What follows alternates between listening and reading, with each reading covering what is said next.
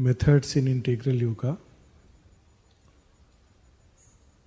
Before we speak about some of the methods and efforts that we can undertake in integral yoga, it is important to have a little bit of a background.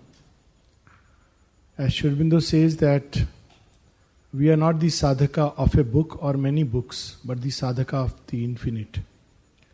So also, while it is good to use methods, it is not good to be tied to methods. So we had a wonderful living demonstration as always, Sri Aurobindo.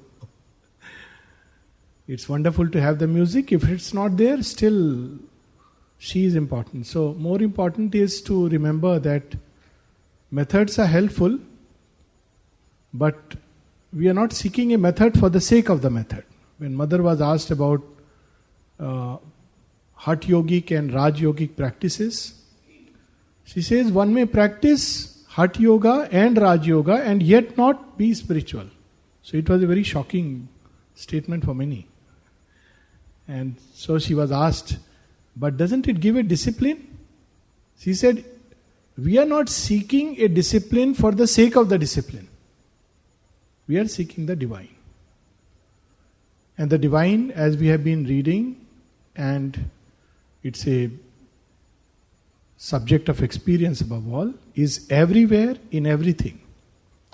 In the peace and the storm, in the quietude of vast stretches of desert, and in the rattling of wheels of chariots on the battlefield. He's everywhere and in everything. And when we are open to Him, everything becomes a wonderful music. Even silence speaks to us. So this is the background. For us too, there are several methods which the Mother and Sri Aurobindo have given to us. At the same time, they have said that the divine has all methods and no methods. So that we don't become rigid about anything, but like a river flow towards the goal. How does the river flow? This beautiful place, Mother says, be like a river. The river remembers it has to reach the sea, it remembers it comes from the mountain tops. Nothing else required.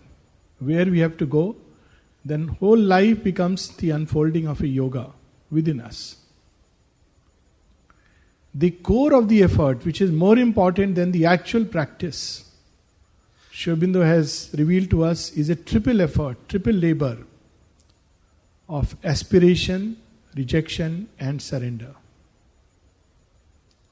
And this aspiration, rejection and surrender has to gradually spread from some deepest part of a being onto each and every detail of nature. Let's take some examples. And it's a double labor required in this yoga. On one side, the labor of which leads to the fluorescence of the soul, the labor to come in contact with the psychic being, and through the psychic door with the divine presence within. And on the other side, a labor to prepare the nature to receive the divine and express the divine and manifest the divine in life and works and actions and all that we do and are and will become in the future. So this aspiration also has to be double, rejection has to be double, surrender has to be double, or we may say triple, depending upon how we look at different aspects of our nature. So to aspire for the divine, to unite with the divine, to become one with the divine is one kind of aspiration.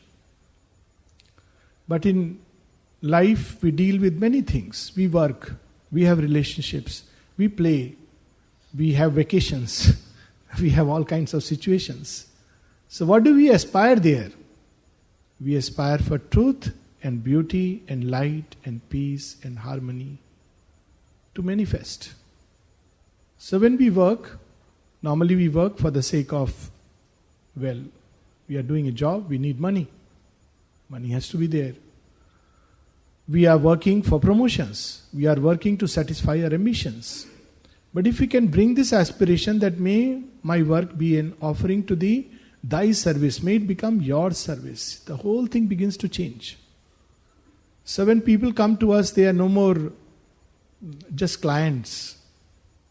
They are divine in various forms who is coming to us. I mean, there are so many experiences one can have like this. Yesterday I was sharing, sometimes in the ashram context, even earlier as a doctor, patients come and some of them can be very, very difficult patients. And, there is a tendency, at least as a doctor, sometimes you just feel that, it's really not easy. Not the disease, but the patient who is coming to you.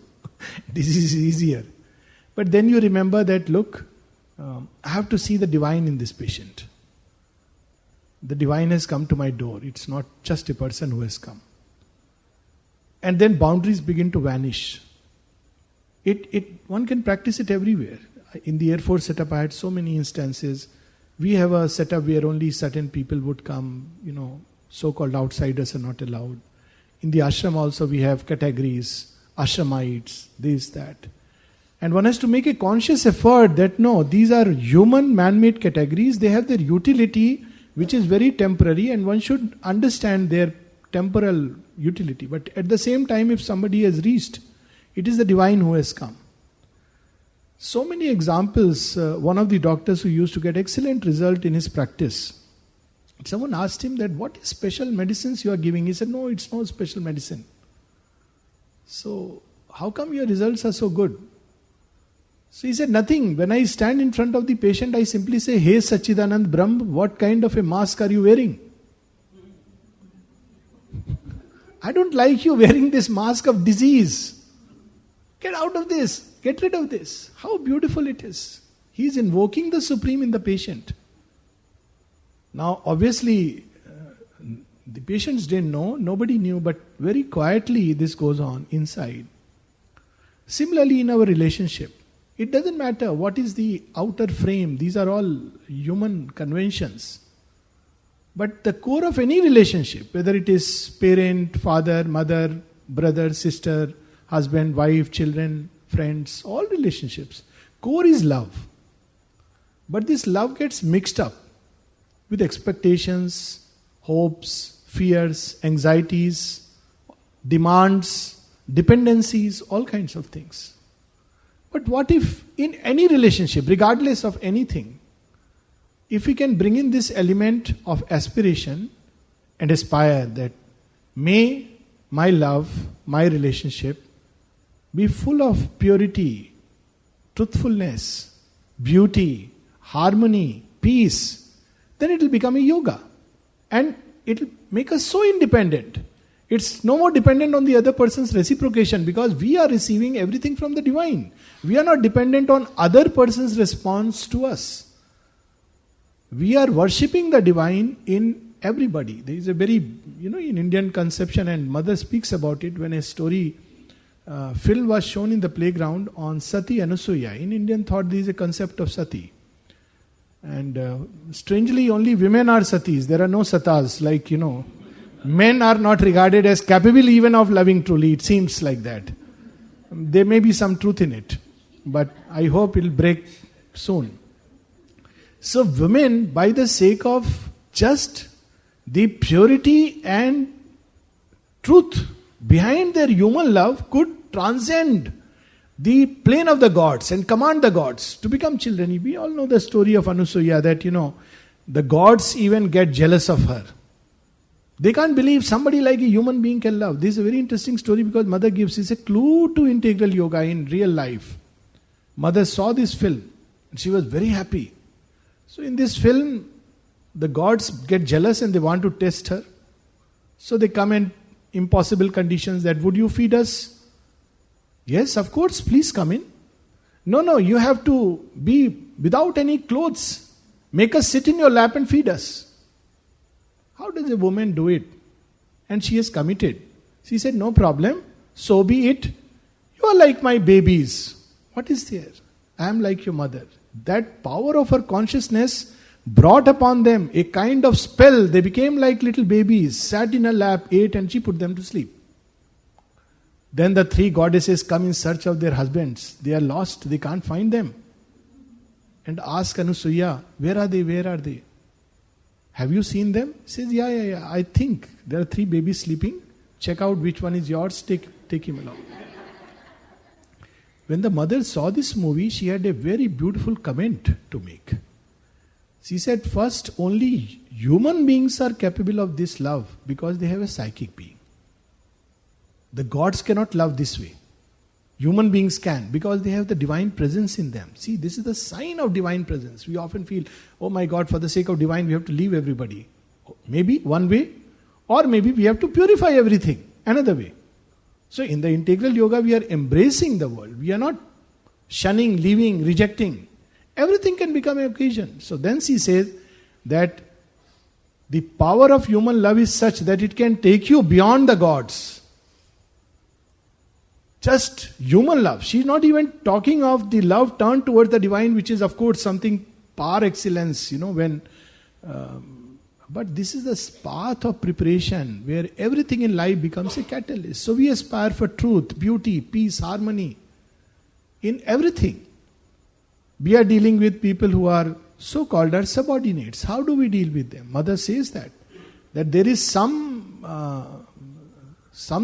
one can say glory or a little bit of courage when you resist your superior. But what is the courage in dealing with your subordinates in a very horrible way? She used to be very particular, tell people, don't misbehave with servants in this way. So beautifully, there are so many letters of the mother, how we should deal with people who are serving us. They are serving. Why forget about human beings? Handkerchief which would be torn and the mother would use it after repairing. And a lady asked, mother, but it is torn. Throw it away. So many are waiting to give you beautiful handkerchiefs. He says, my child, it has served me for so long.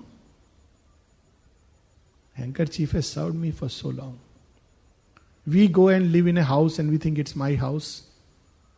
But look how beautifully the mother, when she is talking about the house she has lived in Paris, there is a beautiful prayer. She says, this house has a religious atmosphere. And when she is leaving it, and she says, here the meditations are more deeper. She has created such a beautiful place. And she says, what an illusion that I thought myself to be the mistress of this house. Divine Mother is showing us by her example. What an illusion. That I thought myself to the mistress of this house. That is why in India, the concept is of Atithi Devo Bhava. It's not just a word. The guest is the God who is coming into my place. Of course, be careful of certain gods who will not go out of the place. I am Atithi and Deva. But all said and done, there is a truth behind it. We could equally say patient Deva Bhava. Why not? Because they are coming and we are getting an opportunity to serve. At one place when Satprem is very agitated, wants to go here, there and come back again, and then mother says, my child, there is one joy that you do not know. It is the joy of service. One joy that you do not know. It is the joy of service. One of the simplest way to practice integral yoga in real life is to serve.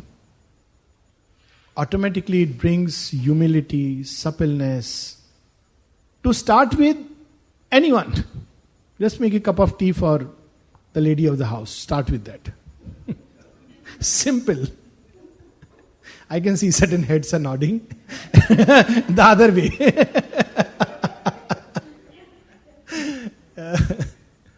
Very simple. People who are there to look after them, care for them. How much caring the mother has been. It's unimaginable. She would see from the balcony darshan as the divine people are standing below and they are doing pranam and she is uniting with the Supreme and pouring her love and light on people. And after that she suddenly calls someone. Tell him to take some extra eggs. He is not looking fine. She is concerned about the disciples' health while standing there. This is Divinity in action. So many small example of the crow, the tree, how much she would care, bother. Trees would come and tell her, Mother, they are not bothering about me, they are just chopping me. Mother, they are not caring about, even for pen, for smallest things that the disciples would give, they would forget and mother would remember. You know, you had given this to me. What kind of love this is? So when we serve, we should add to it love, not drudgery. Oh my God, I have to do this job. Very often this is a simple sign. People say, how to offer my work to the divine. Mix with it the ingredient of love. And the sign that the offering is true is that you'll feel a joy. If joy is not there, that means something is missing.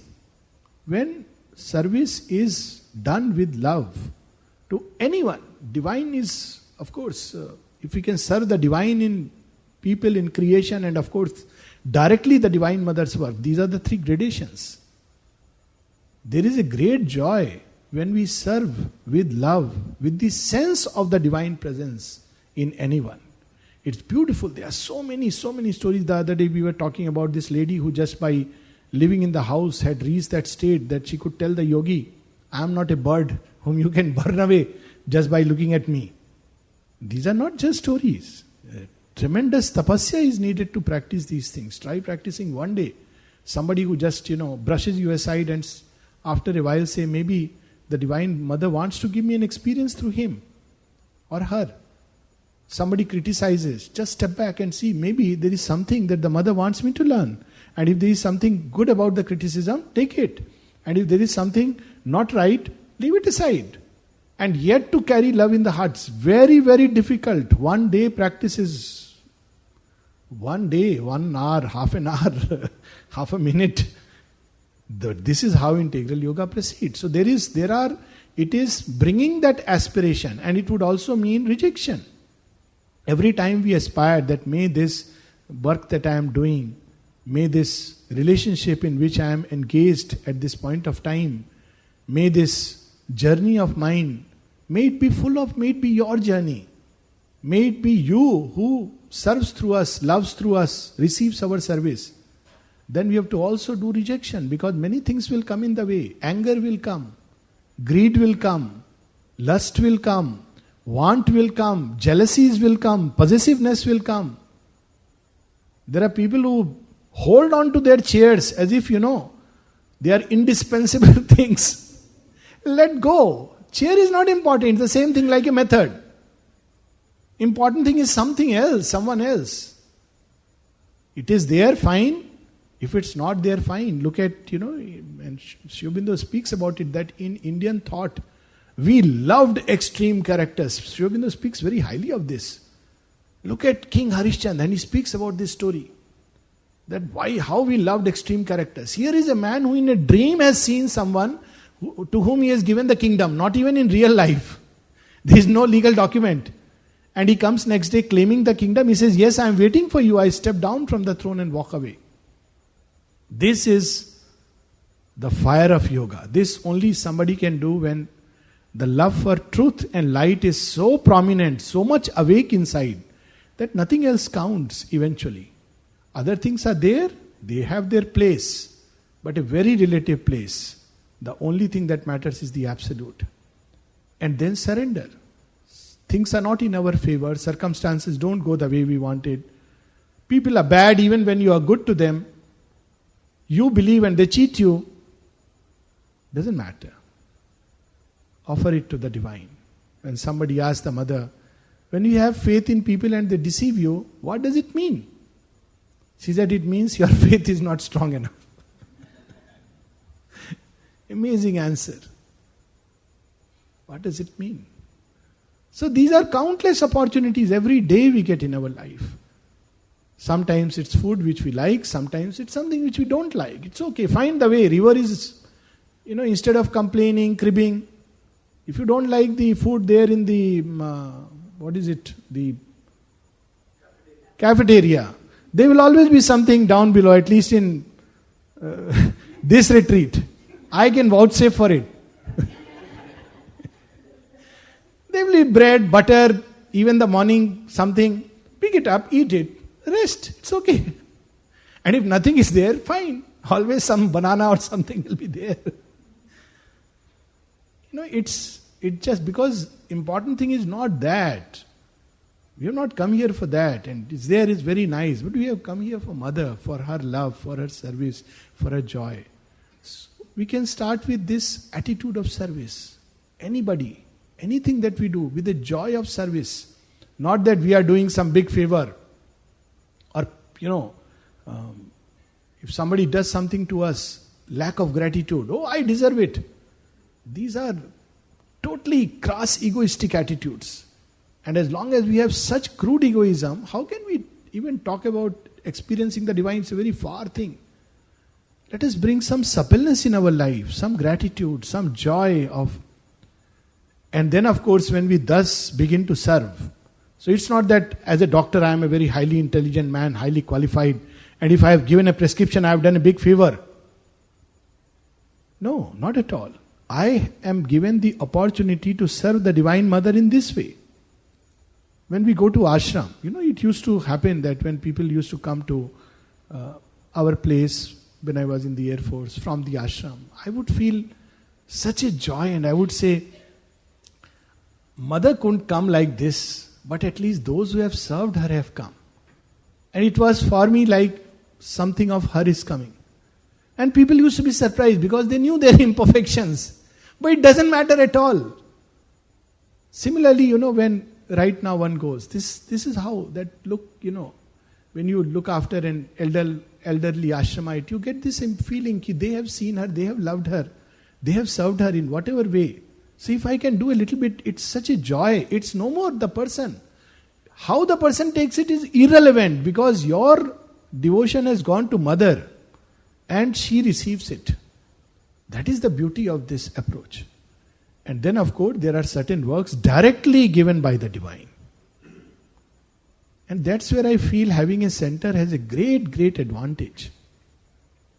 Where you can directly engage and participate in Mother's work. Like work of this kind, it's directly Mother's work. It's not just, we are a general Karma Yoga. It is a special Karma Yoga where, Sri Aurobindo made a distinction between the ordinary Karma Yoga and the Karma Yoga which is part of the Sri Aurobindo's integral yoga. In the ordinary Karma Yoga, there is no stress on transformation of nature. It's an offering to the divine.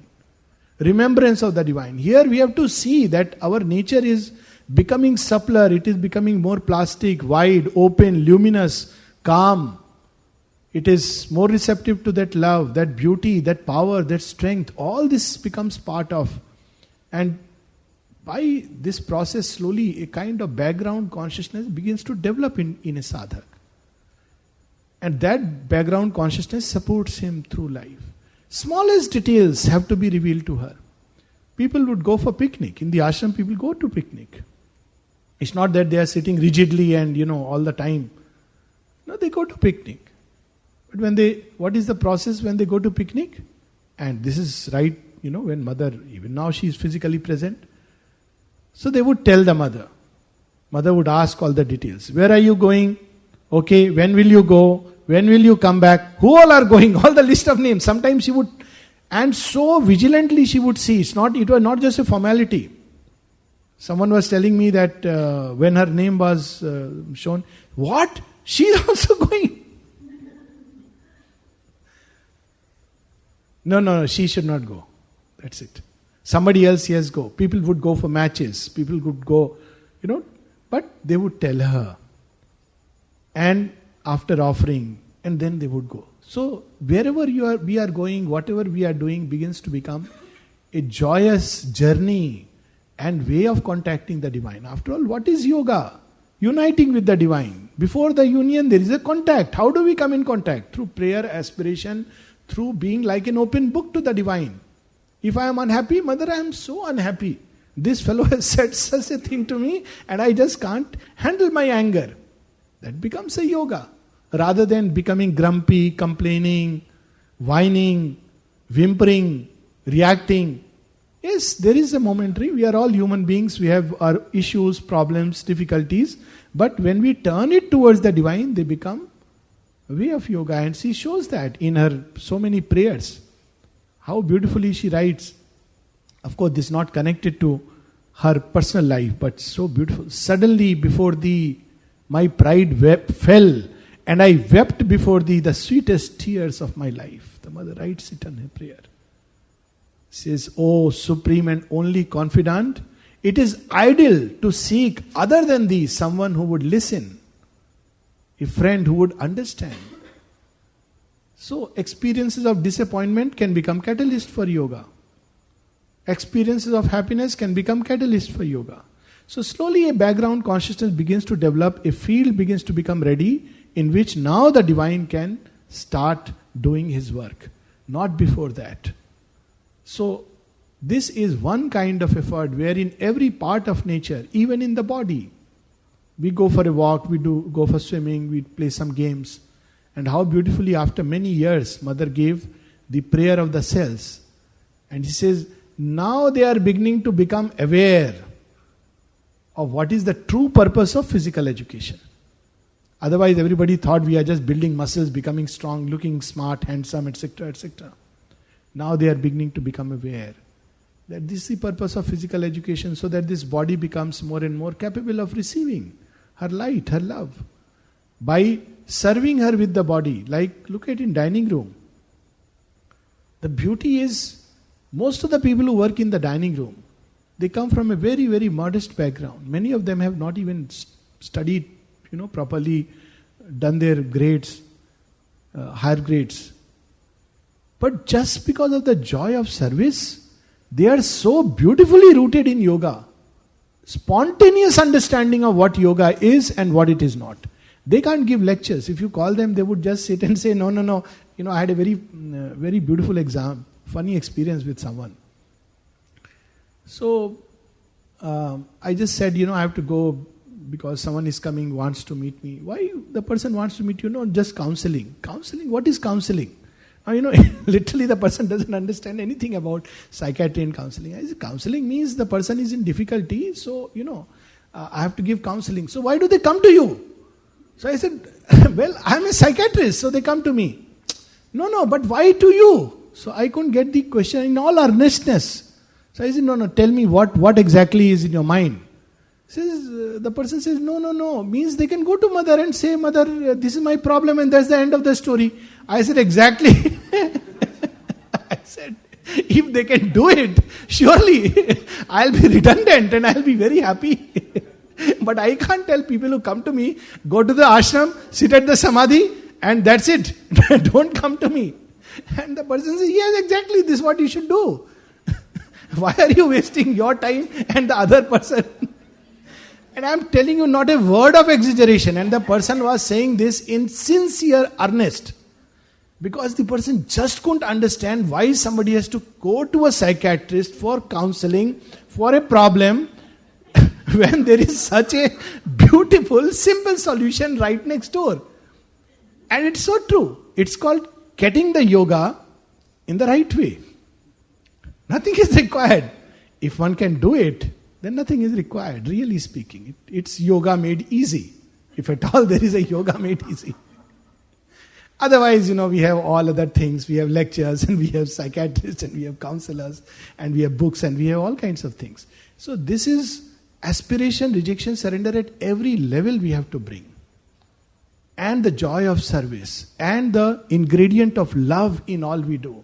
If it is not there, we should hold on. Divine does not like. If our consciousness is bitter, it tastes bitter. We don't want to give Karela to the divine. Let's try to bring in it that love and joy in service. So this is one part of the effort, and the more we do, slowly a light begins to grow. And as this light grows, it shows us automatically. We don't need somebody else to tell us. We don't need a book or an almanac. So very often people ask, in this yoga there is no yama and niyama, do's and don'ts. And very often we say, you have to go beyond morality and it's not moral, ethical. So people get very confused. Now here is the answer. What is expected is something much higher, not something lesser. Morality still is within limits. Morally, you are perfectly fine if you compel your wife or husband to do according to your wishes. Morally, there is nothing wrong. Legally, you are perfectly fine if you get angry with your child. But if you are doing yoga, you would automatically know from within that this is a wrong movement. This is unbecoming of the mother's child. This is not beautiful. This is unritam, untruth. I spoke a lie. This is not how mother's child should be. Nobody will know. Nobody else needs to know. But you would know from within that this is something which I have indulged in. There will be countless things like that. That's how step by step, one begins to climb the high path of yoga. It's a tapasya in its own right, if one likes. Oh, I had this moment of greed. This is unbecoming. Oh, I mixed up the delight or the wine of divine love in the chalice with the poison of human ego. Oh, this is desire. Remove it. So it's much greater than Yama and Niyama. Yama and Niyama list out 5 things and 5 things on this side. It's very simple. And it's very simple to deceive oneself there. So somebody would easily, not pay the income taxes and can explain it. Or one starts practicing things in a ridiculous way. Apparigraha. So what is apparigraha? Nothing belongs to me. So, I'll make sure that my name is removed. That's not apparigraha, or walk out of the house.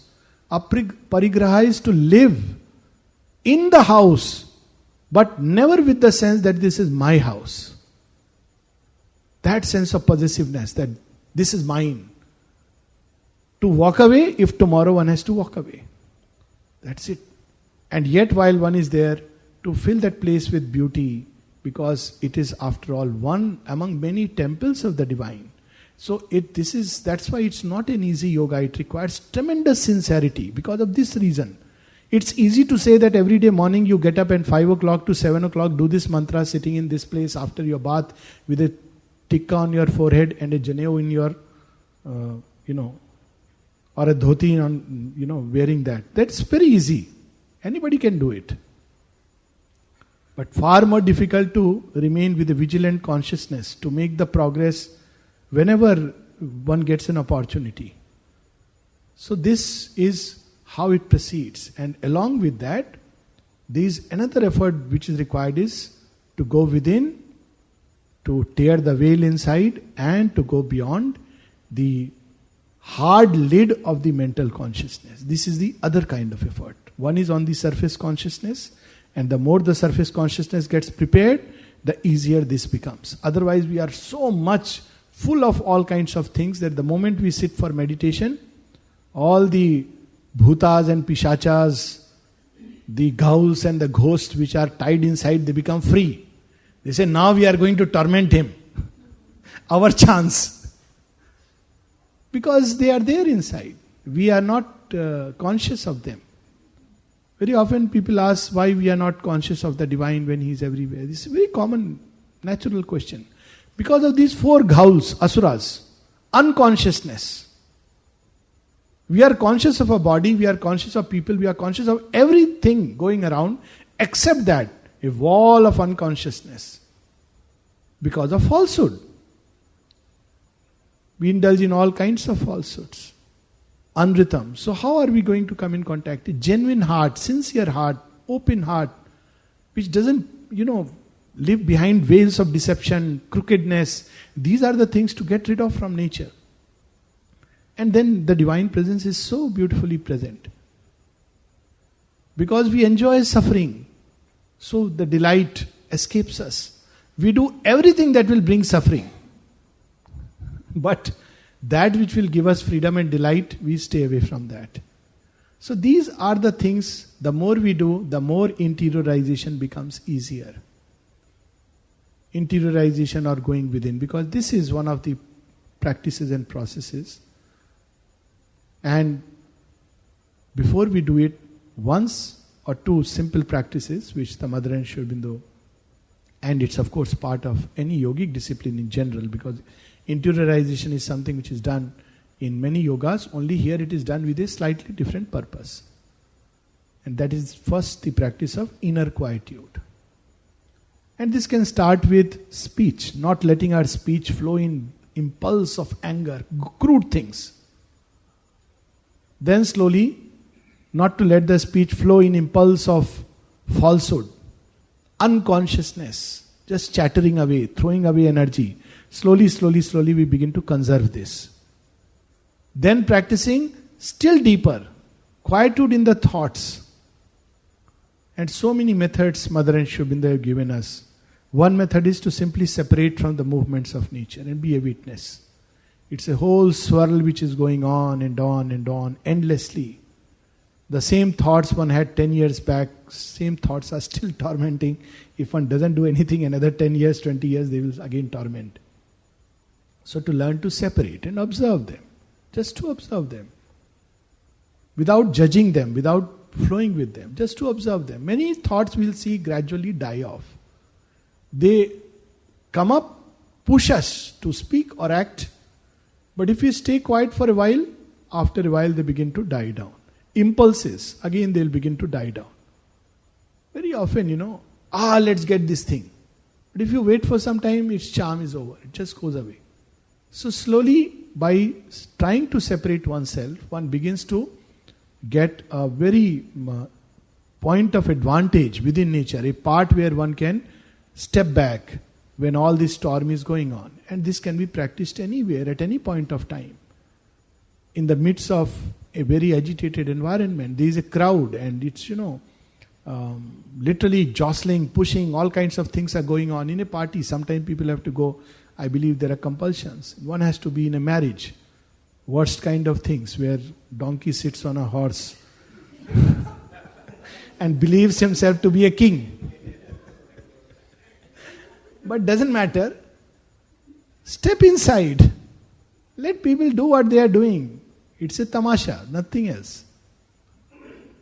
That's not what real relationship is about. It's not about all that ostentatiousness, all that show, sham, how big the packet was of the gift. It's about love. And love is not dependent on a formal institutional structure. If it is there, it is there. And it's beautiful. If it's not there, all institutional structures and frameworks carry no meaning. And that's what we see, it's breaking down. It's an age of truth. People say it's a decline of values, it's the true values coming to the forefront. So, nobody ever teaches children how to truly love. But there's a big show about marriage. So sometimes a sadhak may be caught there. As far as possible, avoid such situations. Because they are full of excitement, full of vital interchange, full of something very dark in spite of outer lights. But if you have to go, try to step back, stay inside. I have had such strange experiences, taken to a marriage, not wanting, but I have gone somewhere to somebody's place and they feel, must come. It's okay. So go there and practice this inner quietude. Pray that may this couple and may in this environment her light and love may manifest. May all these darkened energies deviated from their purposes. How Mother has prayed. May they also be uplifted towards your light. Mother prays like that. She prays for all the inhabitants of the ship and the sea. So when we are surrounded by people, how beautifully she is traveling on the ship and she says, I prayed for all of them. And then I prayed for the inhabitants of the sea. We don't even bother. And then through each other for the whole earth, because everyone is interconnected. When everybody must be enjoying, partying, steering, drinking, she was praying. Praying for everyone, for the tree, for the fishes, for the sharks, for the invisible beings, he speaks about them. For the clergy who believes he knows. Biggest fools are pandits. Because they live in the illusion of knowledge. It's much better to admit that we don't know. But to live in the illusion of knowledge is very, very dangerous, fatal. Because it stops advancement. So to always remain like a child advancing towards the future. And then she prays, gathers them all, offers them to the divine. When mother came to Pondicherry, how does she pray? She says, I entrust their destinies to thee, so that something of thy light may be brought into these darkened souls. So all the time, prayer is not just that, okay, for myself I am praying, Mother, may my day be good. Okay, that's good. But some of our prayers at least should be also for the earth. Sarve bhavantu sukhina, sarve santu niramaya. We have these prayers. So beautiful prayers. Meant for the whole earth. Because if all are happy, I'll be obviously happy. I don't have to separately pray for myself. It's included. Of course, they have to be spontaneous movement. They are not artificial things. But they widen us. They make us feel interconnected. To pray for a tree. To pray for the food. To pray for the hands that have cooked and brought. Whole life can become a prayer. So slowly, by separating, disengaging and turning life into a prayer upward, the veil begins to get rent. So beautifully Sri Aurobindo says, a veil behind the heart and a lid above the mind separate us from the divine. Nothing else. Love and devotion rend the veil. And in the mind, silence, the lid thins and vanishes. If we become quiet, then these energies will come and act. But we have put a big shield of our thoughts hovering. So we don't allow, there is no space for the divine to act. Because if he shatters, if he pushes himself, it will shatter and we would be totally lost and confused. Because he is infinite. He doesn't act according to our mental conceptions.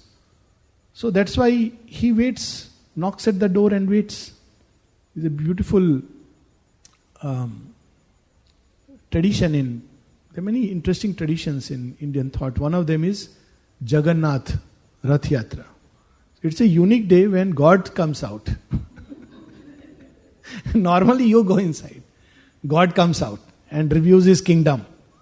Because he is on the way to his Mausi's place. So he looks around and everybody is around pulling the chariot and all that. There is a very beautiful prayer of Tagore in that context.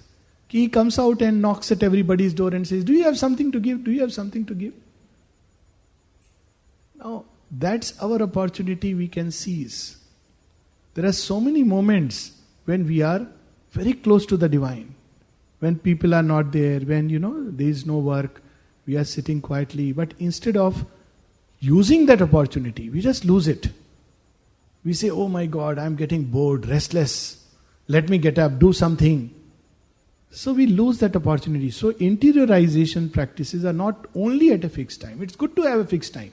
But again, not to be tied to a method that if that time is lost, then we are very unhappy and we become fidgety and jittery. Once I was traveling in a train to a village and there was a Swamiji also going with me for the camp for which I had been invited. So these Swamijis after a while in the morning started becoming very uncomfortable. So we asked, Swamiji, kuch chahiye? Do you need something? No, I am looking for a station, next station. Okay, station is going to come.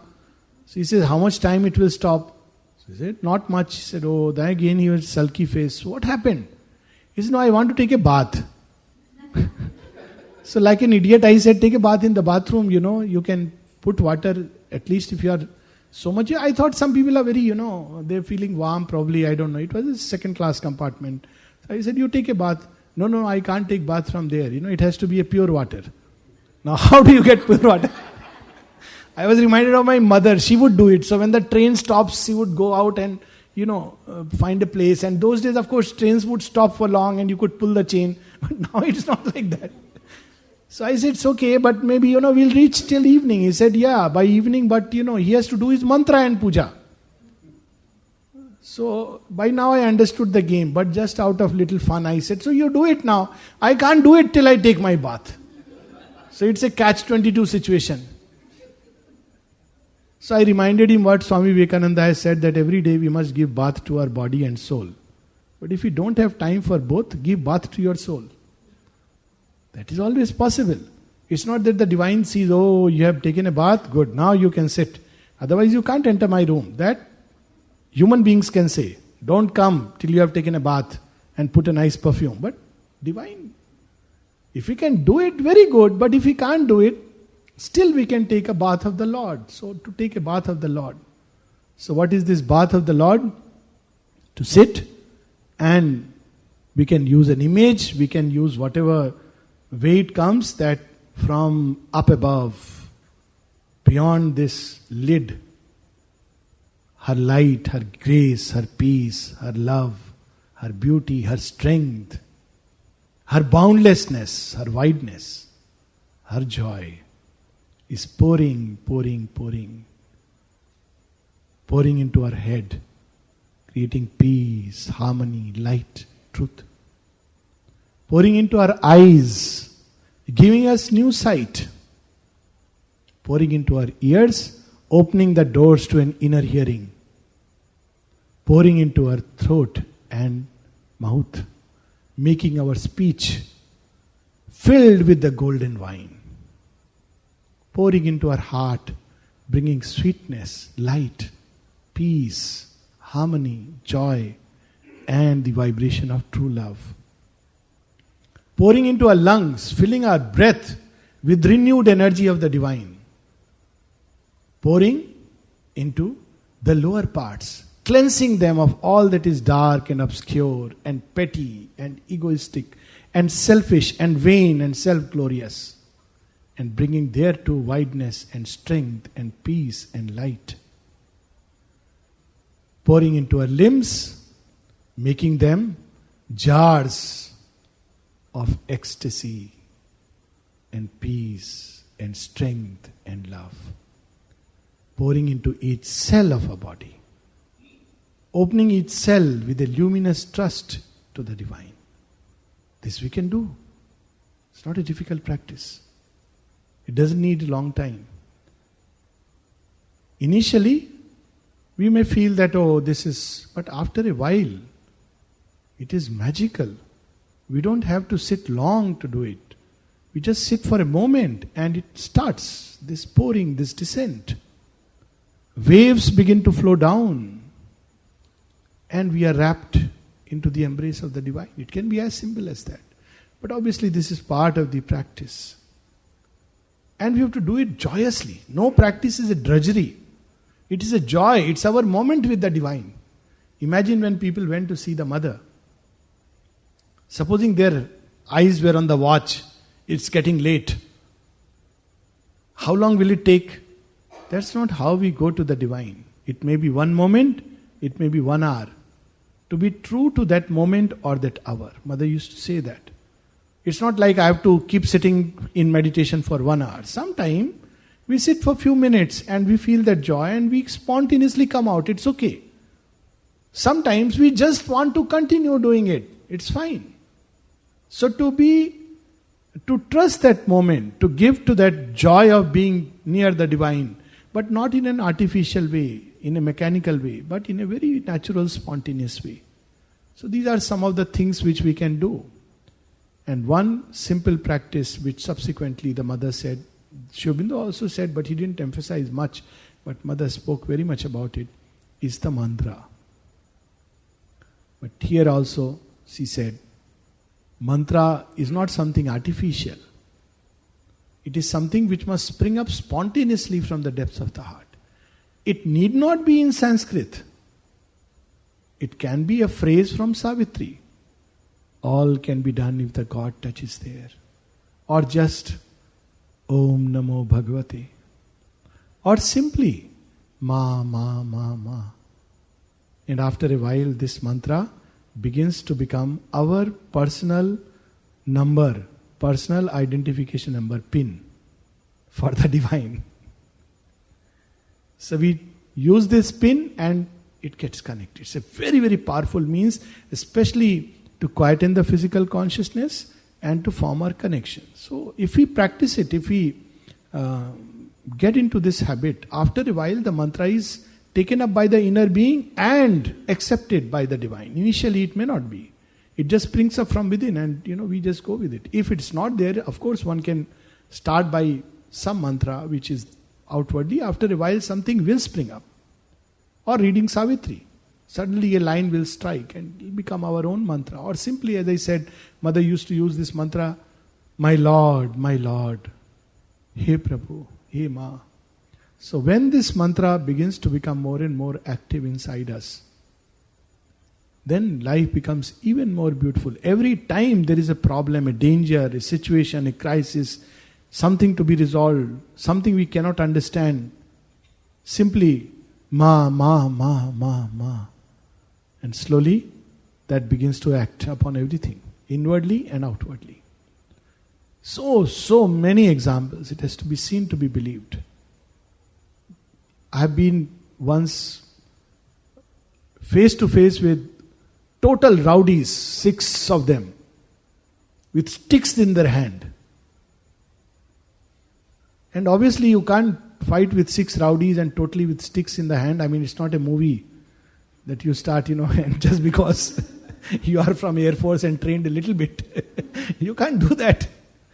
So what do? Start calling mother, Ma, Ma, Ma, Ma, Ma, Ma. And start walking. And strange, they initially try to stop you, dodge your way, and then after a while they give way. Ma, Ma, Ma, Ma, Ma, and you walk and something happens. They are as if paralyzed into inaction. And then you reach a point, then suddenly as if they come back, like moments freeze. This latest Mahabharata, they show that time freezes. I have actually had this experience with, this kind of 2-3 times, concrete experience of time freezing. In the sense that you are active while everything else around has stopped. And then when you have gone beyond a point, like in this instance, crossed a certain barrier road when you are safe, suddenly these people come back into action. And whatever stick they have, they throw from far. It lands few feet in front of you. You know it's just frustration, nothing else, and you just walk your way safe. Literally freezing in time. And it's amazing when as if that there was a sequence of events and the divine tweaked it. Another amazing instance. I'm sharing this not because there is anything special about me. It's about mother. And I'm sure all of us have experienced it in their life. And it's beautiful. It's wonderful. Getting into a train to take a seat. Those days when, there was, I don't know, anybody here may not have experienced general compartments where there's no reservation. That's it. So there is no reservation. So you want to be the first one to get in, to get at least a place. And Kolkata. So as soon as the door opens, I was standing, relatively young man. Relatively. Still, it's young only. But relatively even younger. So you want to get inside. So I get inside. I froze. I don't know what happened. I froze. I just couldn't move. I still can't remember that how it happened. And the rest of the people went ahead. And there was a thief hiding with a dagger. And he put his dagger in the first man who entered the compartment. And snatched his pocket and this thing and ran away. And there is hue and cry, and I would have been that man. Another amazing instance. I'm just saying how mother can intervene and tweak time. This is not story. This is real time-space curve. There must be some terrible, highly, some kind of science also involved in it, which some physicists may probably find someday. But another example was when a bus was going from Bangalore to Pondicherry, and I was there with my wife and 4-year-old son. And as is usual, children, they want to go further up and down. And you're telling, don't do this, bus is moving, sit quietly, but they don't listen. And suddenly this bus banged against another bus. And we all were shaken, and first impulse was like, I spontaneously cried out, both of us, about our son, Now this boy was frozen standing in that bus which is banged. Normally one would fall. All of us were shaken. And right in front of him, the broken window panes, all shattered glass. Anything could have happened, and he's just frozen in time. And as soon as I see him, rush to him and bring him back. And then he begins to cry because he realized.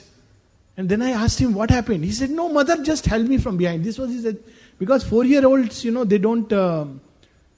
He said, mother held me from behind. Literally hell. The bus is banged and nobody can stand like that. Not even a strong will, and this is a sudden thing. It just remains frozen. So there are ways that the divine intervenes in our life which is beyond our comprehension. And all this becomes part of the yogic journey. It's not about miracles. It's about one more way that the divine reveals himself to us. And it becomes a beauty. Life becomes so wonderful. Sometimes, of course, we have to go through certain things. It's okay. That too is part of our love. To practice that equanimity and surrender and, go through. There are parts of our nature which are very difficult, which needs to be course corrected. So the divine will take us, but he will carry us in his arms. We have to go through. There is a beautiful line in Savitri where there are a lot of comments which have gone on that. This was the day when Satyavan must die. Very often people ask, why Satyavan has to die? Savitri is God. She could have simply made sure that he doesn't die at all. So I ask a counter question, why Mahabharata has to be there? Krishna was a god. He could have just made sure that there is no Mahabharata. Sometimes we ask a similar thing about our own life. Why we had to go through this? This seeming darkness? Well, because certain things help us to grow, but the difference is, when somebody asked Sri Aurobindo about the sunlit path and said, when you are on the sunlit path, then there would be no problems, isn't it? Sri Aurobindo says, no, difficulties will be there. Even when you walk the sunlit path, but you walk through them with the joy of being surrounded by the divine presence. You know that. And she will carry us. So to have this trust, this faith, and if it is not there, to develop it. How to develop it? So many ways. Be in the company of those who have faith. Stay away from those who are full of doubt. This is a simple remedy of the Gita. That's why it's so important to have collective study circles and collective groups. Simply because it helps us to get together and strengthen our aspiration. Places like this where we all come back and our fires mingle and mix and offer to her. It's a yagna. So it helps to strengthen the aspiration. Otherwise we are lost in our normal life and all its routine activities. To spend some time simply reading Sri Aurobindo and the Mother. They will fill our mind and our heart with such, they'll fire it with faith and love and light. It's so simple. There are so many practical aids that Mother and Sri Aurobindo have given, which we don't use. One of them is their works. They are not meant for adorning the shelf. They are meant for adorning the library of our heart. Just, if we cannot read everything, just every day we can do like this. Some people have a message, they flip and read a message. It's nice, but simple way. Keep Mother and Sri Aurobindo's books. Just suggesting a very simple way. Best is if one can read every day something, but otherwise, randomly, every day pick up one of the books, open at random, read a passage or two. Let that passage go into our, reflect upon that passage. Let it go deep inside, sink inside. Next day, pick out another book, read another. This way you will end up covering almost a little bit of everything. One day it will be Upanishad, one day it will be Veda, one day it will be Savitri, fourth day it will be Mother's 1956 writings. Like that we can do. It's a very simple thing and it will give us the joy of spontaneity.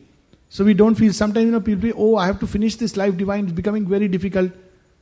It doesn't matter. So this is one simple way to read Mother and Sri Aurobindo. Another very simple practical aid they have given, which we do not use, is Mother's music, Sunil Das' music, her reading of Savitri. It has such tremendous power in it. And it's so readily available. For Sunil Das' music, this entire set, you don't even have to pay money. Just give a CD and they'll copy it. Or nowadays everything is available on the web. It's all available. Just to play it in the environment, does it take long? Does it need so much effort? We all have systems, computer is there, and just to play it in the morning and be with that. This is one of things that I love to do, morning get up and then, then you go to the plants and tell them, look, and they're very happy that, this fellow has played it, put it. And same thing at night one can do it. It's a aid Mother has given for us. It's not just something just like that. Oh, there is something called Mother's music. She has said that she would bring down forces, and there is a movement in it. She has given names for these music. There are passages which are portions of music which are called quiet power. Another, marching in search of the soul. A third one, meditation of the spiritual warrior. Fourth one, life in eternity. Fifth one, construction of the future. One is only promise. Another one is hope. Such beautiful things with the music. And it's a priceless gift. So easily available. Only thing is, one should not suddenly, abruptly cut it off. Just let it go to because it's a full movement. Then, even more simply, her photographs. Mother and Sri Aurobindo both have said, they are not just photographs. A portion of her being is in that. Can there be any simpler way? They have put something of themselves, and these are not, the words of a faithful devotee. This is their own words. So if we trust Mother and Sri Aurobindo and what they have said, then this is something which they have said. That they are there in their photograph. Something of them is there in their photograph. And if we carry, we don't have to make a show of it. But sometimes, at least I love to surround myself with the photograph. But at least, one odd photograph, something in it, in our pocket. Blessing packets are there. These are all aids. The biggest aid of all, the Sri Aurobindo Ashram Pondicherry. Sri Aurobindo has said that it is good to return to the place of central influence. We go to so many places. Why can't we just, hop on and just go, maybe for a day, 2 days, 3 days, and spend a few moments near the Samadhi. It's a practical aid. I'm not talking of the 4 aids which Sri Aurobindo has of course written about in Synthesis of Yoga, but very, very, because they knew it's so difficult for human beings to, follow this path. Things which contain their touches, their signature, portions of their sari, all these are wonderful practical aids. We may not realize its importance, but they are concrete touches given to the physical being. They open the very body to her consciousness. And so many such things are there. If we aspire for it, they will come to us. They are not things which we can just go and buy and pick up. But we should have the aspiration, and a time comes when they will come. These are all aids, such wonderful things which are available. So all this is a many-sided effort of this yoga. There is no beginning of it and there is no ending of it. It's not like an end point, I have arrived, I have achieved, I have self-realization. That is the biggest folly of all. What is the self? Is it a point? Or is it infinity? We can drown ourselves in that ocean and yet we would say we don't know. That is how the Upanishad speaks about it. How beautifully. Avijñātam vijanata, avijñātam avijanata. He who has the thought of it knows it not. And he who has not the thought of it knows it. When we believe we have it, then we have lost it. How beautiful it is. This infinity will reveal itself in countless ways. And we should just keep on moving more and more into it.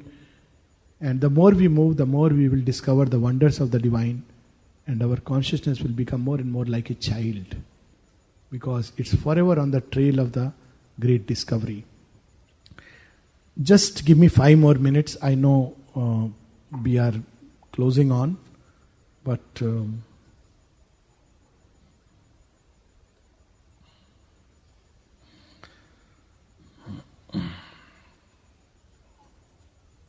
something I would like to read from Mother.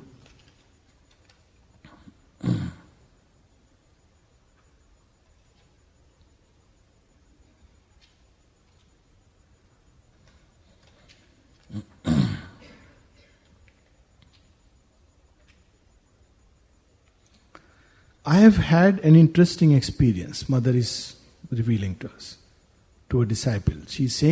Mother is saying, I have had an interesting experience. Like a child, one would see her. So many, even at 80, she would undo a habit. Amazing. And she would say, now I see what I spoke earlier, this is something even more truer and even more deeper and even more. This is how the mother would speak. It's amazing. They were not attached to anything, any way of life, any mode of activity. How beautifully Sri Aurobindo step by step, would leave things when needed, would be in it when needed. And same thing with the mother. When she came initially, she would remain confined and disciples would wonder she is not coming out. And then she came out and she participated in all the activities. And then again she withdrew. And then she would plunge into the yoga of the cells. There was nothing fixed about. That's the beauty of one of the things which are wonderful. Not yesterday evening, but the evening before, someone came and told me, mother is describing her experience, I am fully in the physical consciousness, no more meditations, and the divine has become something up above, so far away. This is the disciple's experience. What is the mother's experience? Then, instantly, while he was speaking, the whole room filled with the divine presence. See how we live in two parallel worlds. That's all. Everywhere the divine is there. Oh, I told him. What does the mother tell the disciple? Not up above, here, right here. And at that moment, everything, the whole atmosphere, the very air seemed to change into divine presence. The very air. Mother touches her hands, her face, her body. You understand? Everything was touched, permeated. But above all, there was a dazzling light, a peace like this. A power and also such sweetness. Something you felt it would be enough to melt a rock. The disciple is saying, I feel I am in a physical consciousness, can't meditate. Mother is experiencing simultaneously such a massive descent of that light and power that it can melt a rock. There's nothing but that. And we are like, everything is like something shriveled. Like dried up bark, something dried up. This is our problem. It's not that divine is far from us. It's we have cut ourselves from the divine. We have turned away from the divine. We have closed ourselves in the limited circle of our ego, in the pettiness of our thoughts and narrowness of our hearts. You get the impression that things have become hard, dry, and that's why they don't feel. That's why they don't feel him. Otherwise, everything is nothing but that. You can't breathe without breathing him. This is pranayam. What kind of pranayam mother has taught? How many counts? Of course, she has talked about how when she practiced pranayam, count of 12 and 12 and 12 and 12. But there is another pranayam. The pranayam which gopis practiced. And gopis were told by Uddhav. Gopis were Krishna's, all keepers of light, playmates. And Uddhav, the intellectual Pandit, comes and tells them, you all don't know how to get the divine. I will teach you a method. Yes, Uddhav, tell us a method. Sit like this. Be quiet and practice pranayam. So what do we have to do? Breathe in. I will count. And breathe out at this count. So the gopis, one of the gopis says, sir, one question please. Oh, you are very distracted. What is the question? She says, this is very fine, good method. You can patent it also under your name. Though pranayam is as old as God knows. She says, but only I have one question. All my breathing, my prana I have given to Krishna. How do I practice this? I have to take it back from him and do it. It belongs to Krishna. With every breath I take, say Krishna, Krishna, Krishna. You mean I should stop that and do this now? So Uddhav is all confused. He says, oh my God, where has he sent me? So she says, breathe without breathing Him. Sometimes it's a joy to breathe the Lord. You understand? You move about and it's within Him that you move about. As I said, not a time warp, but a timeless warp or a cocoon. Everything, the whole universe is within Him. But materially, physically. So, what is it that the mother wants us? What is it that she is looking for? It's the cure of the drying up that I am now seeking. Why human hearts are dried up? Why it's shriveled? Why it cannot feel Him? I feel it's fantastic, you understand? And then, when I listen, it also says things. I told him. But then why do people always climb up above?